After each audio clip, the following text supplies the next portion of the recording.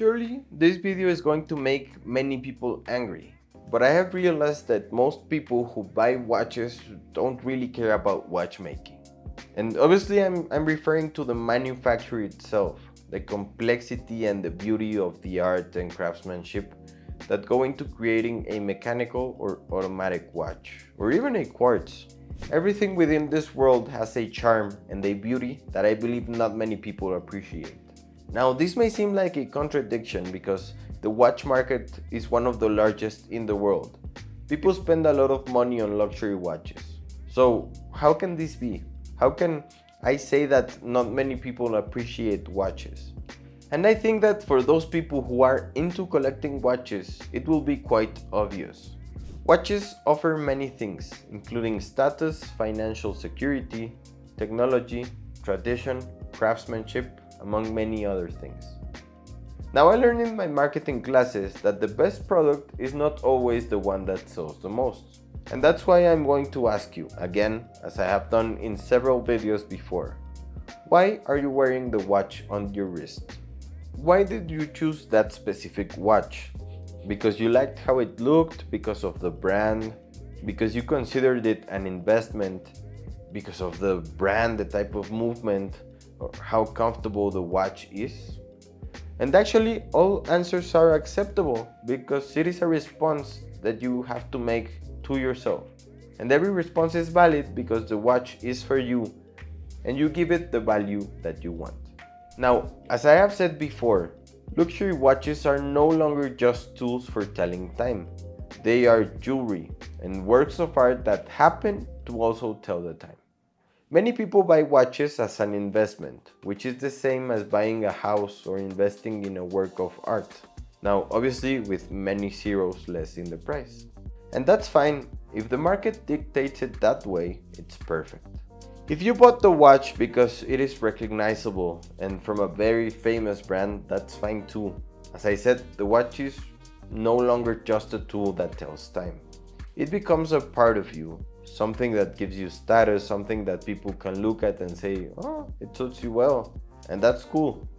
If you bought it because you needed a tool to measure time, that's also great. That's what they are made for. But what is difficult to find is people who buy the watch for the craftsmanship, for the quality, regardless of the name on the dial or how much money they will lose. Because it is a reality that when it comes to a brand that is not well known, you will lose money. And to show you that what I'm telling you is not a lie, go look at any gray market's retailer's website. What are the most predominant brands? Rolex, Cartier, AP. Are they the most expensive watches? No. Are they the most complicated watches? No. But do you know what they are? They are the most commercial brands that have managed to position their brand name as the most luxurious and top of mind for the general public. Now, don't get me wrong, all of these brands make very high quality watches. That's why they are where they are. What I mean is that there are other brands that offer much higher quality for a lower price and much more complicated craftsmanship. And I can give you several examples.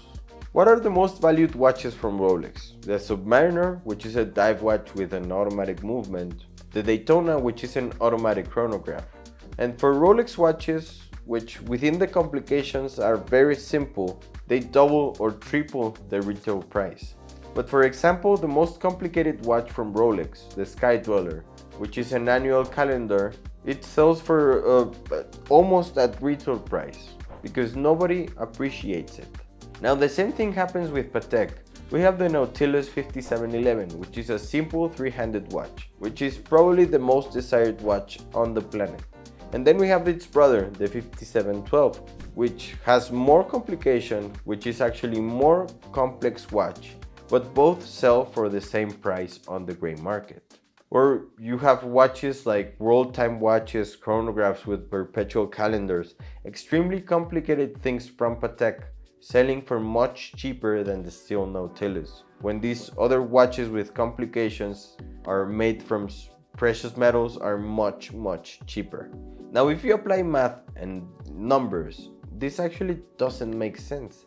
But when you look at the market numbers and see that people are gravitating towards the most hyped watches, even if they are simpler, it starts to make sense. In the world of watches, we have a term we use to refer to watches that are difficult to sell because they are not from a commercial brand, and we call them stones because, like a stone, they are hard to move. Why? Well, because they usually come with a high price, but they are not well-known brands. I can give you several examples such as Grand Seiko, Jaeger-LeCoultre, watches that offer supreme quality, impressive complications, but because they are not the Rolex Daytona, they are not valued in the market.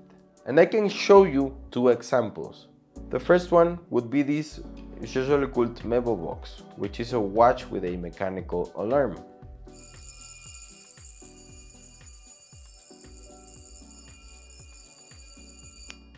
Imagine how much effort it took the watchmakers at Jaeger-LeCoultre to create a mechanical movement with a hammer that strikes all of the components to create an alarm.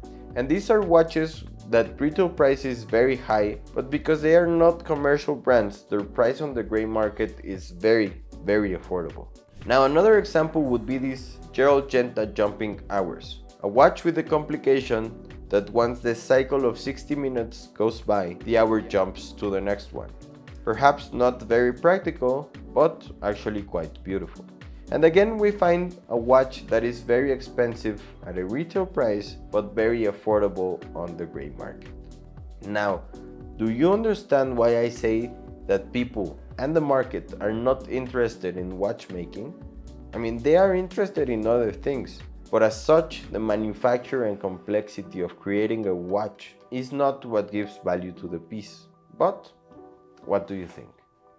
Now guys, remember that more than 90% of you who watch my videos are not subscribed, so if you like to talk about watches, if you like talking about the market, click that subscribe button and activate the bell, and I'll see you here next time.